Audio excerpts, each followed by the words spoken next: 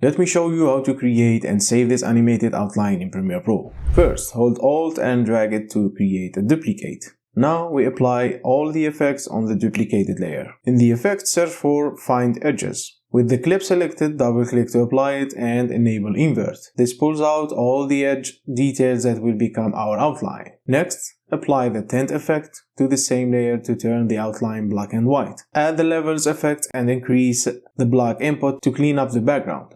Then bring down the white input to sharpen the outline. Add the Gaussian Blur and set the blurriness to 5 to soften the edges. Now add the 4 color gradient effect and switch the blending mode to soft light.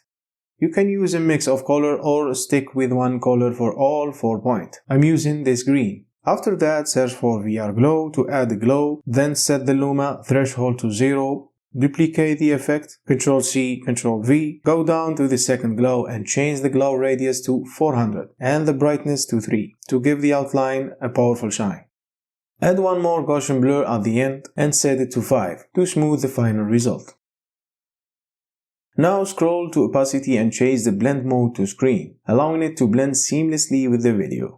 And drag the playhead to where you want the animation to begin. Then trim the top layer so it starts there. With the clip selected, create keyframes for scale and opacity. Move forward about 1 second, increase the scale to 150 and the opacity to 0. Select all the keyframes, right click, ease in and ease out. Open the scale graph, drag the handles on both keyframes all the way to the left. Then scroll to the opacity graph and repeat the same handle adjustment just like before. We need to save this so the next time you can apply it without repeating the whole process. First, select all the effect by holding Ctrl and clicking each one. Then right click and choose Save Preset. Give it a name so you can find it later. Now you'll see it in the effects panel. Just double click to apply it anytime. And that's how you create the glow without a plugin. But if you need plugin, these free ones are the best. Thank you for watching and see you in the next one. Peace!